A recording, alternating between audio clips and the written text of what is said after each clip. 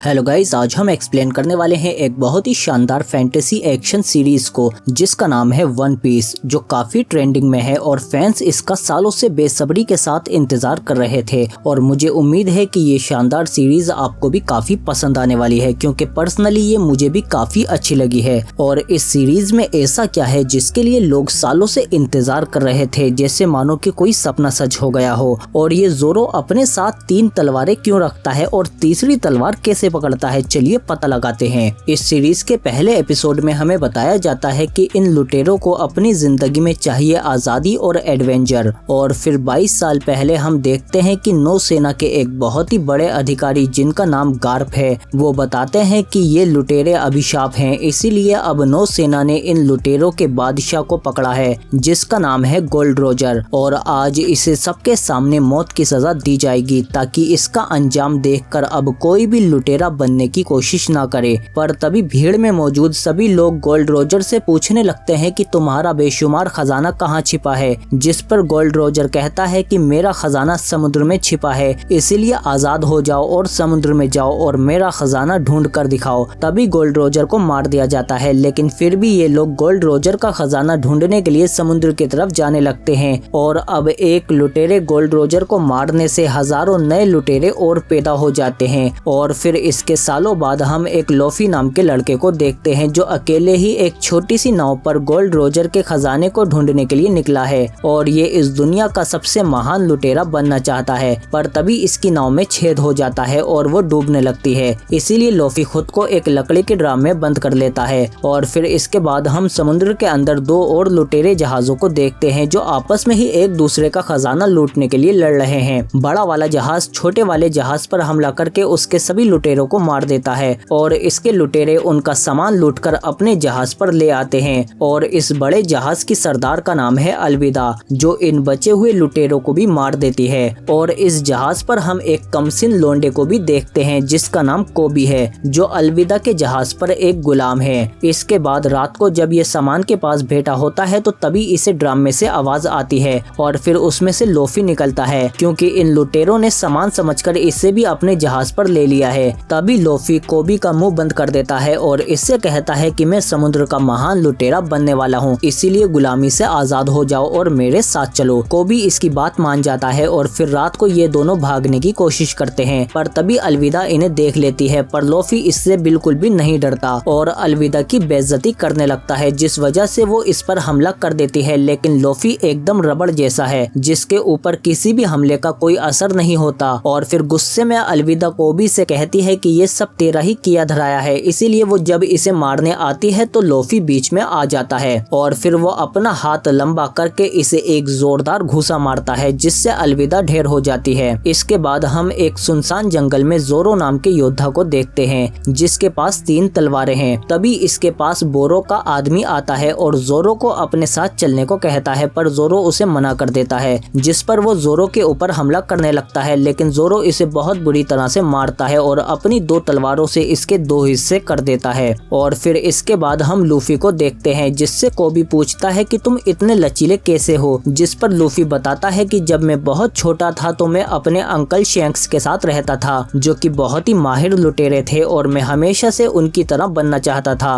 और फिर एक दिन मैंने लूट के सामान में से आया हुआ एक खास डेविल फ्रूट चुपके से खा लिया, जिसे खाने के बाद इंसानों में कुछ खास शक्तियाँ आ जाती हैं। और जब मेरे अंकल को उन शक्तियों के बारे में पता चला तो वो जल्दी ही समझ गए कि मैंने उनका डेविल फ्रूट चुपके से खा लिया है। और फिर एक दिन हमारे ठिकाने पर कुछ बदतमीज लुटेरे आए जो मुझे परेशान कर रहे थे। तभी अंकल शैंक्स वहाँ पर आ गए और हमारे लोगों ने उन लुटेरों पर बुरी तरह से हमला कर दिया, लेकिन वो बुरा लुटेरा मुझे लेकर भाग गया। लेकिन तभी समुद्र के नीचे से किसी ने हमारी नाव को पलट दिया और उस खतरनाक चीज ने उस लुटेरे को खा लिया। तभी अंकल ने मुझे नाव पर खींच लिया और फिर समुद्र में से एक बहुत ही विशालकाय राक्षस निकलकर आता है। लेकिन जब उसने हम पर हमला किया तो अंकल शैंक्स ने उसे रोक लिया, लेकिन उसमें इनका हाथ कट गया। लेकिन इसके बाद राक्षस ने फिर से दोबारा हमला करने की कोशिश की, पर इस बार अंकल ने उसे अपनी शक्तियों से काबू में कर लिया और उसे यहाँ से जाने को कहा, तो वो उनकी बात मानकर यहाँ से चला गया। पर इस सब में मेरे अंकल का एक हाथ कट गया। इसके बाद एक दिन अंकल शैंक्स अपने समुद्र के सफर पर चले गए, पर जाते वक्त वो अपनी खास टोपी मुझे दे गए, इसीलिए मैं उस खजाने की खोज में निकला हूँ ताकि मैं अपने अंकल शैंक्स को ढूंढ सकूं और अपने आप को साबित कर सकूं। और फिर इसके बाद कहीं दूर समुद्र में हम एक लड़की को देखते हैं जिसका नाम नामी है। तभी इसके पास दो लुटेरे जहाज लेकर आते हैं जिनसे ये कहती है कि मैं समुद्र में कई दिन से भटक रही हूँ, मेरी मदद करो। पर वो लुटेरे फौरन इसकी नाव पर आकर चढ़ जाते हैं और इसका सामान चुराने लगते हैं। पर तभी वो देखते हैं कि बॉक्स खाली है और नामी उनके जहाज पर चली गई है और उनका जहाज चुरा लेती है क्योंकि ये बहुत बड़ी चोर है। इसके बाद हम देखते हैं कि लूफी एक होटल में खाना खाने के लिए आ जाता है और तभी यहाँ पर जोरो भी आ जाता है, लेकिन इस होटल के अंदर वो लड़की नामी भी होती है। तभी एक हेलमेपो नाम का नौसैनिक आकर एक बच्चे को परेशान करने लगता है और उसका खाना भी गिरा देता है, जिस पर जोरो को गुस्सा आ जाता है और वो उसे मारने लगता है। लेकिन बाकी नौसैनिक भी इस पर हमला कर देते हैं, लेकिन जोरो उन सबको मारने लगता है। और इसी बीच नामी भी एक नौसैनिक को बेहोश कर देती है और उसकी वर्दी उतार लेती है। और इधर लूफी भी जोरो को लड़ता हुआ देखकर बहुत खुश होता है कि अगर ये मेरी टीम में आ गया तो मजा आ जाएगा।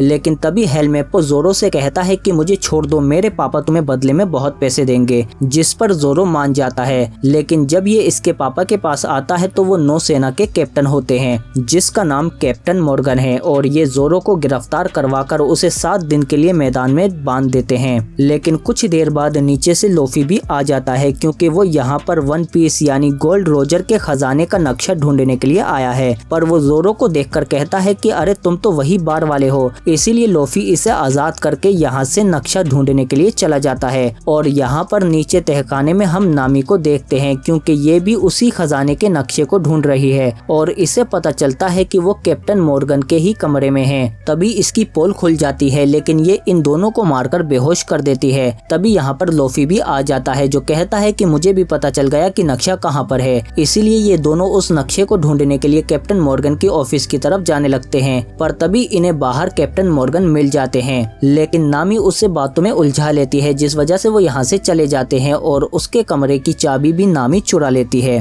इसके बाद ये दोनों चुपके से इनके कमरे के अंदर घुस जाते हैं और जल्दी ही इन्हें वो तिजोरी भी मिल जाती है जिसके अंदर वो नक्शा रखा हुआ है। तभी कैप्टन मॉर्गन को भी पता चल जाता है, इसीलिए वो दरवाजा तोड़ने लगता है। इसीलिए लूफी उस पूरी तिजोरी को लेकर नामी के साथ बाहर कूद जाता है, लेकिन तभी चारों तरफ से नौसैनिक इन्हें घेर लेते हैं। लेकिन ये दोनों जमकर उन्हें मारने लगते हैं और अकेले ही सबका मुकाबला करते हैं। इसी बीच जोरो भी इनकी लड़ाई में आ जाता है और इनकी मदद करने लगता है। तभी यहाँ पर कैप्टन मॉर्गन भी आ जाता है जो कि बहुत ही ताकतवर है और वो इन दोनों को बुरी तरह से मारने लगता है। और इधर नामी बाकी नौसैनिकों से लड़ रही होती है और ये दोनों कैप्टन मॉर्गन को हराने की कोशिश करते हैं, पर कैप्टन मॉर्गन इन दोनों से ज्यादा ताकतवर था। इसीलिए जोरो अपनी तीसरी तलवार भी निकाल लेता है और लूफी कहता है तो ओ ये तीसरी तलवार ऐसे पकड़ता है। इसके बाद जोरो कैप्टन मॉर्गन पर एक जोरदार हमला करता है और जल्दी ही उसे अपनी तलवार पर ले लेता है और फिर लूफी एक जोरदार किक मारकर कैप्टन मॉर्गन को बेहोश कर देता है। इसके बाद ये तीनों उस नक्शे वाली तिजोरी को लेकर यहाँ से अपनी नाव पर चले जाते हैं। तभी इनके पास कोबी आ जाता है, पर वो इनके साथ नहीं जाता बल्कि वो कहता है कि मेरा बचपन से सपना है कि मैं एक नौसैनिक बनकर लोगों की मदद करना चाहता हूँ, इसीलिए मैं तुम्हारे साथ नहीं जाऊंगा।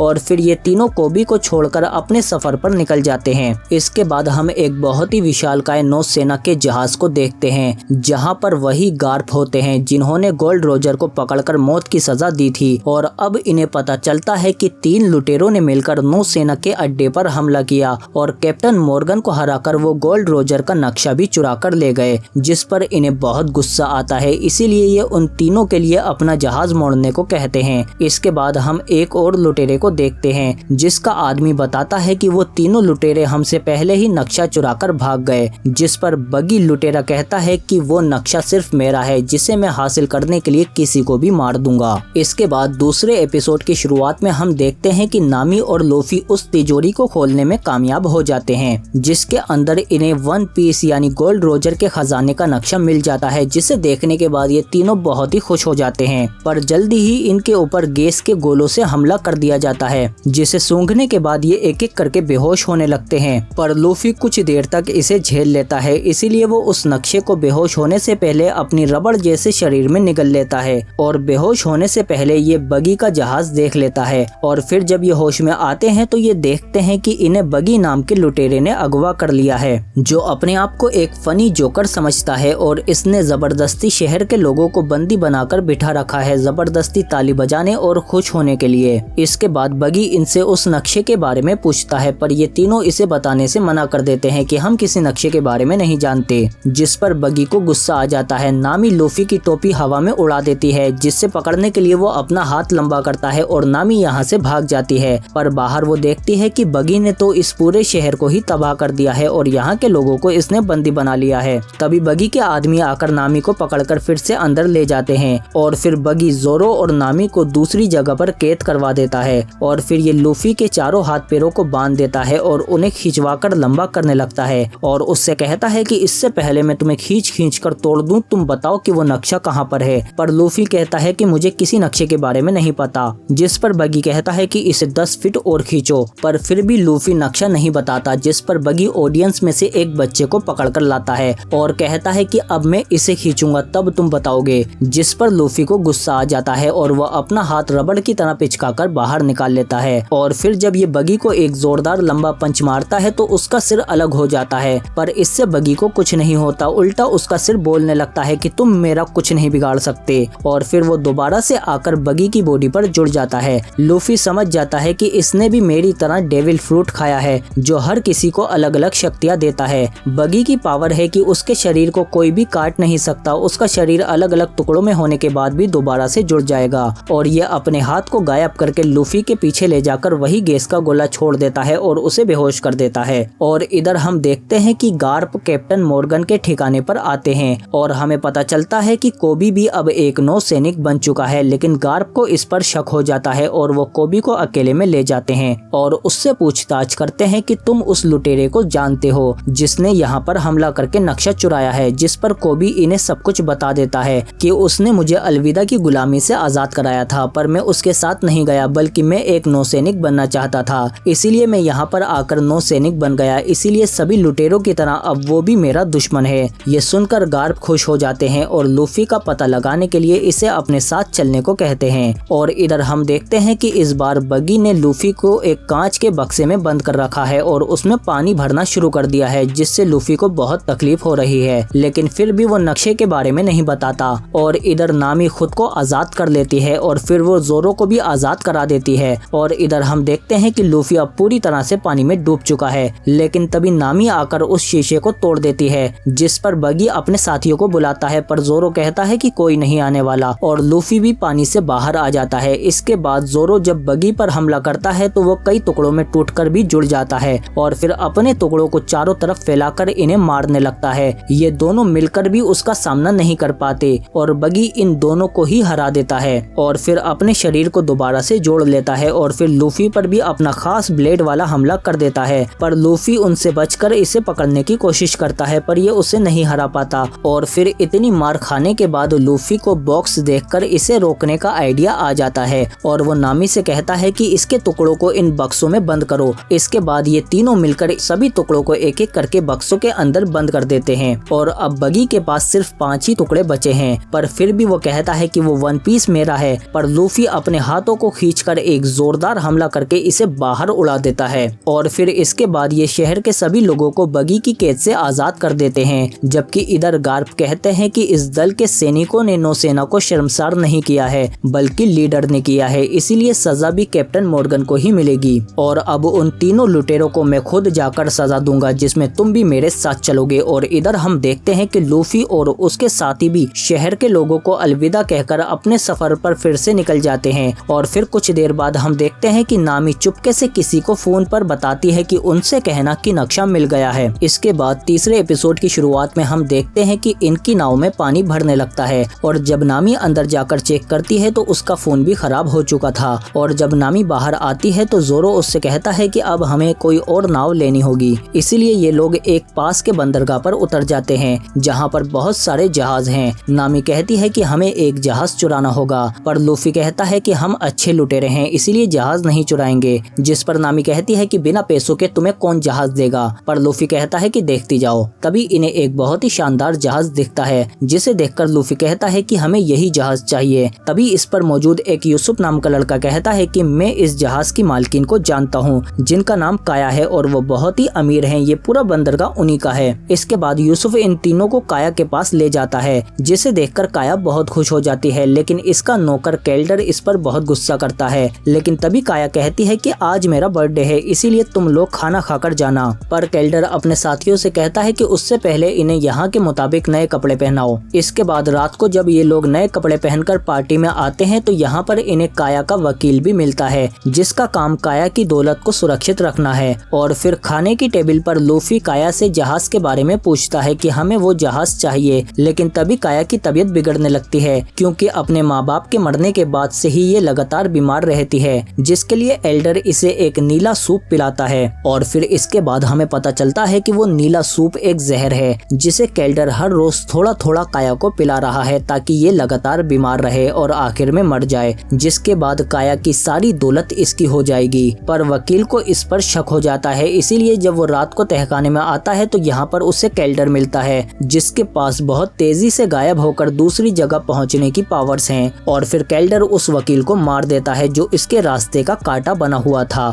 और फिर कुछ देर बाद हम देखते हैं कि यूसुफ और जोरो भी नीचे तहखाने में आते हैं तो उन्हें वकील की लाश मिलती है। तभी इनके सामने केल्डर आ जाता है। जोरो फौरन सब कुछ समझ जाता है, पर तभी पीछे से केल्डर की साथी जोरो के सिर पर हमला करके उसे बेहोश कर देती है और यूसुफ यहाँ से डरकर भाग जाता है, जिस पर केल्डर कहता है कि जाने दो, इस पागल पर कोई यकीन नहीं करेगा और इन दोनों की लाशें उठाकर कुएं में फेंक दो। और फिर ये दोनों नौकर इन दोनों की बॉडी को उठाकर कुएं में फेंक देते हैं और वापस आ जाते हैं। इसके कुछ देर बाद चौथे एपिसोड की शुरुआत में हम देखते हैं कि जोरो को कुएं के अंदर होश आ गया है और वो ऊपर आने की कोशिश कर रहा है। और इधर किचन में जब नामी आती है तो उसे लूफी बेहोश मिलता है। तभी इसे किसी की आवाज आती है, इसीलिए वो किचन में ही छिप जाती है। और फिर ये देखती है कि यहाँ पर केल्डर और उसके साथी आकर जब लूफी को देखते हैं तो ये बताते हैं कि इस बेवकूफ ने जहर वाला सूप खा लिया है और इतना खाने के बाद मुझे नहीं लगता कि कोई भी जिंदा बचेगा। और अब नामी को भी इनका पूरा प्लान समझ में आ जाता है। तभी दरवाजे पर बेल बजती है और एल्डर जाकर दरवाजा खोलता है तो वहाँ पर नौसैनिक कोबी होता है, जिसे यूसुफ अपने साथ लेकर आया है। वो बताता है कि इसने ही सबको मारा है, ये एक लुटेरा है। पर केल्डर कहता है कि मैं लुटेरा नहीं हूँ, बल्कि जिन लुटेरों को तुम ढूंढ रहे हो उन्होंने ही हमारे घर पर हमला किया था और उनमें से एक हमारे किचन में बेहोश पड़ा है। इसके बाद वो दोनों नौकर लूफी को उठाकर ले आते हैं और इसे नौसेना के हवाले कर देते हैं, जिसे नौसेना ढूंढ रही थी। लेकिन कोबी यूसुफ की बातों पर यकीन नहीं करता और ये लोग लूफी को लेकर यहाँ से चले जाते हैं। इसके बाद यूसुफ पीछे से खिड़की के जरिए काया के रूम में आ जाता है और उसे केल्डर की सारी सच्चाई बता देता है, लेकिन काया इस पर यकीन नहीं करती। और इधर हम देखते हैं कि केल्डर अपने साथियों से कहता है कि 12 बज चुके हैं और काया अब 18 साल की हो चुकी है, इसीलिए उसे मारने के बाद अब उसकी सारी जायदाद और दौलत मेरी हो जाएगी। और इसीलिए ये हवेली के सारे दरवाजे बंद करवा देता है और फिर ये तीनों काया को ढूंढने लगते हैं। और तभी काया के रूम में नामी भी आ जाती है और ये भी उसे सारी सच्चाई बता देती है कि उस सूप के अंदर ही जहर था जो तुम्हें सालों से दिया जा रहा है।